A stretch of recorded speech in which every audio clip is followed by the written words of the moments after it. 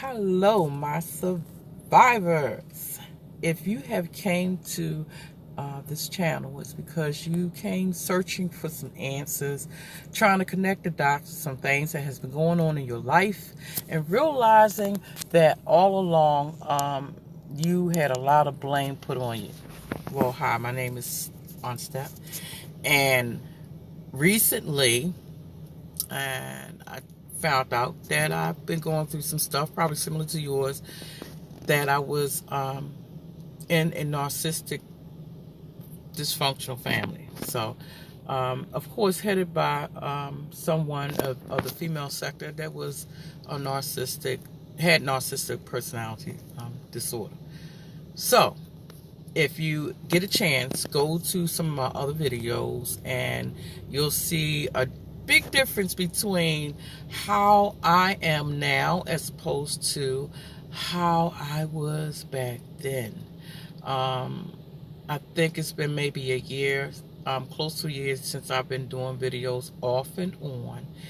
And at the point where I'm at right now, it is no contact. And I have some recent developments as far as how my life is going. It's pretty much going very well. And I'm on this channel. I set this channel up just to let people know that you can survive after you go no contact. This channel is intended for people to get what they can get out of my message. You might find it entertaining. You might find it that you can relate on one level or next. I do not guarantee that it will fit your personal situation. You have to remember there are so many different people out here with so many different stories to tell about their life. And this channel is set up so you can learn through what my story is. So at the point where I'm at right now, I truly do forgive those who I feel that has offended me. And I forgive myself as well, reacting and also just being very, I don't know what to say other than I forgive myself for having negative thoughts and negative behaviors, as well as I forgive those who hurt me. I believe that in time, in order to grow, you got to let go and you got to forgive. And sometimes forgiving is so hard to do. So hard to do. And it's hard to do because of the pain that is so deep, you know. If you have been raised in a dysfunctional family that you have been marked as being a scapegoat, you'll find that you're stronger than what you have actually given yourself credit for all these years. And you're strong because of the endurance that you gained from dealing with the bull crap that you went through. Okay? You had siblings, you had parents, you had people in your job, or whomever that has put you in this place as being the scapegoat, unloading their crap on you to save their face. And I'm here to say that it is a life after a narcissistic abuse. It is. It takes time. You do go through different like stages. You know, you might be angry when you first came out. And if you see some of my past videos, you could tell that I was very angry during those times when I realized what was going on. And then when plans was made to have no contact, and then going through the transition of the no contact. When I look back at that, I realized that it was over a period of years as opposed to a few months as I thought that this no contact started going into place. Because at first, I mean years, even before I realized what was going on, I used to distance myself, but still had contact. That's how I first started, because I just didn't seem like I can get along with my family, but I loved them. And I seen that it was always some type of blame being put on, even if I had nothing to do with it. If it's any kind of way that someone could blame me for something, they would. And I just didn't understand. I knew it was crazy. People around me that were on the outside that, were close to me, they seen it and was trying to tell me first. And I didn't pick up on it. So anyway, the first stage, again, is you might be a little angry. And you might see yourself over a period of time, distant yourself, whether it's like not accepting so many calls or basically trying to, like give yourself some distance from the people who have been doing certain abuse. But because they're family members or those who you have contact with over a period of years, you'll find yourself still kind of like lingering back because that's your family unit, or that's where your friends were. Some type of bond will hold you back. It might be even what you consider maybe a bondage, because a part of you wants to prove that they're wrong about what they're saying, or you want to stand up for yourself to say, hey, this is not true, whatever it is that they're saying, and trying to put on you and stuff. But then you realize that it's like beating a dead horse, because they seem not to have a change of heart. It's like, no, this is it. And no matter if the truth stares them in their face, they still going to try to put the blame on you. And it's not you. It's them and what's going on personally in their life and how they choosing to deal with it to make themselves feel better. And they just putting the blame on you because they don't want to accept the blame. Basically, that's what it is. But after the anger, this is speaking from my personal experience. I had noticed that I started distancing myself more and more, even to the point of when I relocated from Maryland, where I originated from, to Delaware. I actually had a business and stuff, and my business grew. And because of that, it helped me kind of move even more far away, even though Delaware and Maryland are right next door, so I can be back in Maryland like within an hour and 15 minutes, hour and a half. So it really wasn't that far away. But I stayed up in Delaware for 16 years, and during those 16 years, the same crap that was going on before, even though, honey, I was in another state, I would find out years later that I was blamed for stuff I wasn't even nowhere around. And that's crazy. How can you be in another state and still people blaming you, and you you don't know anything about it. It was crazy. I found out a lot of stuff when I got totally no contact that people had basically those individuals were blaming me, and I had nothing to do with it, and it doesn't say that. I don't know. I still find that bizarre. I haven't understood totally how people could do that when you don't even live in the same state, or you have limited conversation. Now, maybe it's out of habit. I don't know, right? But what I want to make sure that people who come to my channel understand is that after the 16 years of being in another state, within that time, I met my husband. And sorry about the jumping around, but I met my husband. I got a son. I got my little baby boy, and he started seeing it. Okay, he kept on telling me over and over again, you really need to distance yourself from them, because they're trying to say you something that you're not. And because I was family, most of my life, these are the people who I associated myself with. I was like, but, they family, and family go through this. And I had to learn that no, family don't go to it to the extent that my family was a little bit more dysfunctional. It was almost like it was a cult, to be honest. And I just didn't see it until actually YouTube has helped me out. I went on YouTube. I went to a counselor behind it, because it had gotten so bad.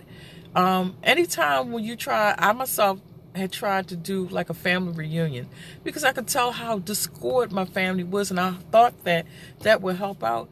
And a lot of people on the outside was very receptive to it, but the main core people, they were tearing it down. And that's what actually was the straw that broke the camel's back, because it led to legal situations, and I had enough of the blaming they kept on doing.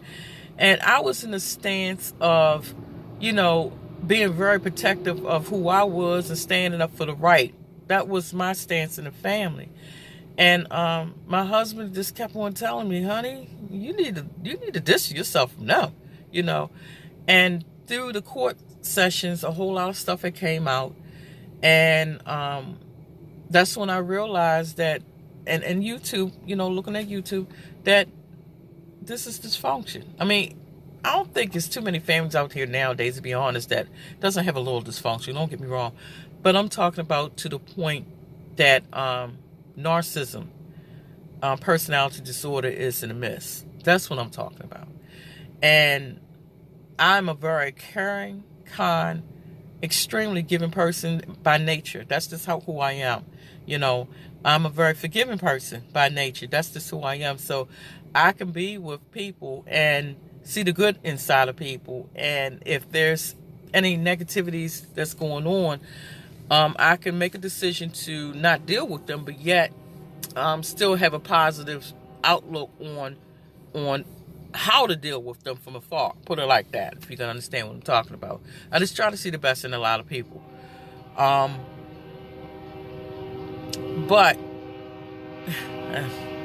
when it came down to, there's a train in the background, when it came down to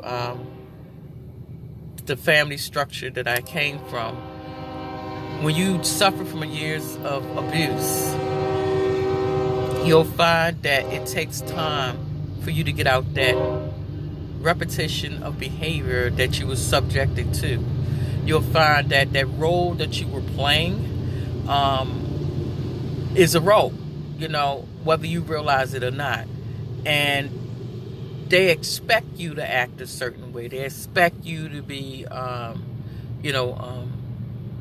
on guard. They expect all that, but they also expect you to handle it, And it's not fair for anyone to take responsibility for other people's actions. It's just not. And when I started realizing through counseling and through YouTube videos and through personal people around me that something was totally wrong, then that's when slowly but surely I started accepting the fact of what was going on and started making moves for me. And it's hard for me because I'm not a selfish person. I always put a lot of people in front of me, a lot. And that's my downfall. I'm trying now. When I started doing these videos, I was actually starting to try to put myself first, because that's something that as a child, I was always told to put other people first. So it actually embedded in me.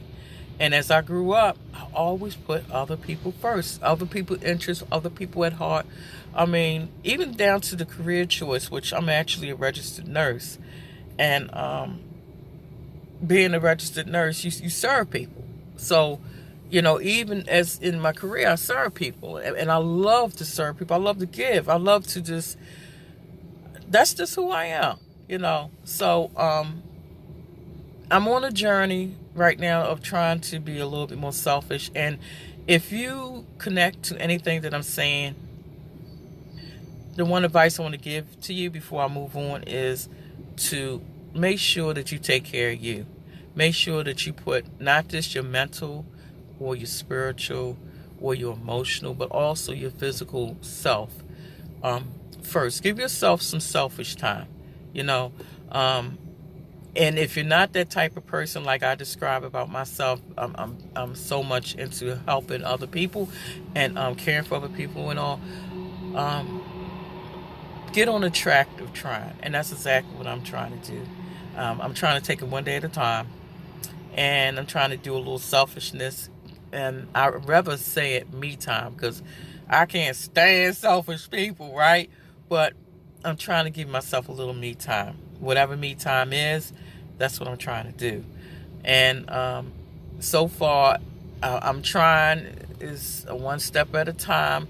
And this is to help me break from that narcissistic abuse that I was going through and the role that I was playing in it. When I turned this video on, I didn't thought I was going to be talking about what I'm talking about now, but maybe somebody out there needed to hear it. So I'm going to continue on. I actually was going to talk about how this affects children, and I'm going to do a next video on that. I'm just going to stay on topic of what I'm doing right now, which is just learning how to transition from it. It's a lot of videos, as you know, out there that focus on when you're in it. But at one point or another, you got to start coming out of it, you know. And there's a lot of videos out there that are great, that talk about how to identify it. They give it a title. They give you advice on how to deal with it. My platform is getting out of it and moving forward, you know, because the videos on educating yourself is the first step, and they're great. But you got to start making plans, an action plan. You got to put it in action. And it is hard. It's hard because you've been dealing with this for the longest time. So it's going to take some time for you to get on a track of caring for yourself. So the first thing that I want to suggest is doing a 30-day plan. With this 30-day plan, take it one step at a time, one day at a time, and start doing a little me time. Me time meaning that every time you think about those individuals that are toxic in your life, I want you to immediately turn that thing off and replace it with some positive thoughts. It can be maybe, if you go to church, something that the pastor said. You know, read your Bible, take some long walks to clear your mind. Go to some of the favorite places you like doing, and do a paint me, something, you know, something that won't form bad habits, meaning don't eat yourself, you know, divulge in a lot of food through emotions, or drink through emotions. Find something that can replace and give you positive thoughts. Think about some of the good things that have happened in your life. It don't have to be connected to those people who are toxic.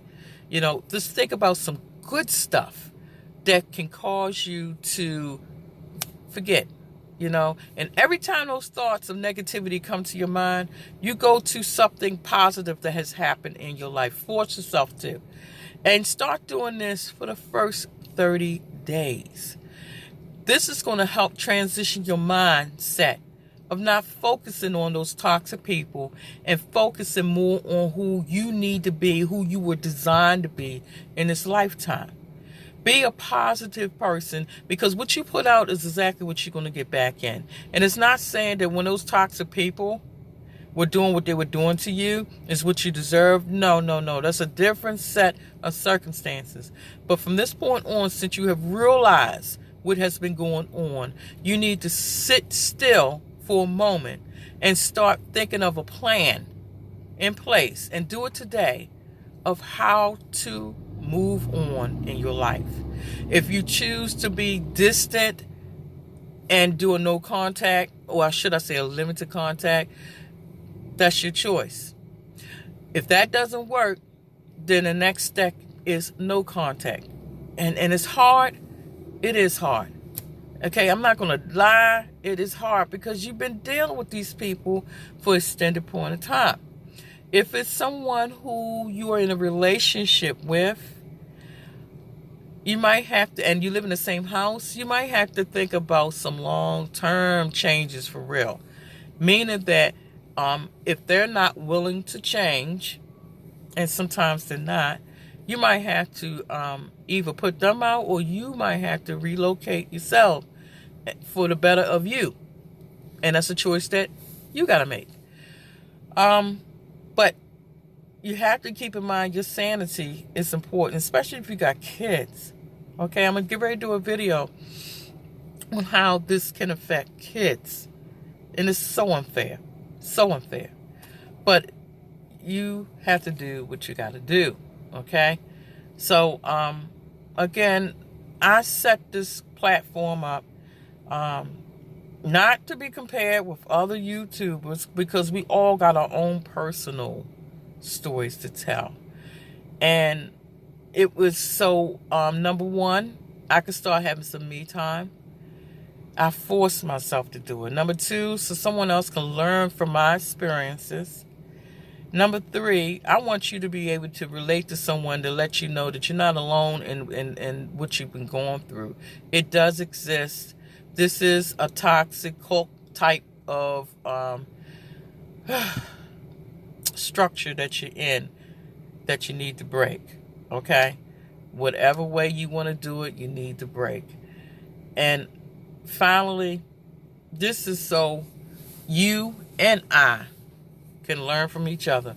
So if you have any comments, if you have any questions that can help me with some future YouTubes, because the children thing, actually someone had left a message, and I decided that that's a good topic for me to talk on, so that's what I'm going to do next.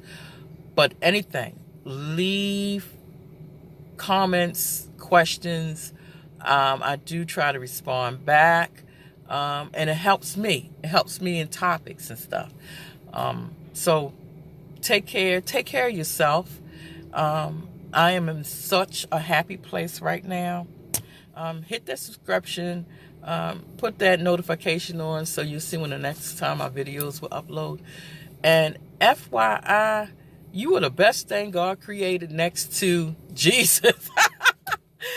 You are a survivor, honey.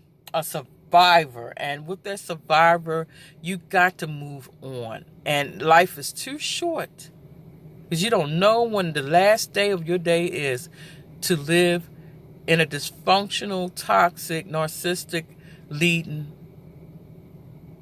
environment. It's time to get out. Talk to you later. This is On Step. Bye-bye.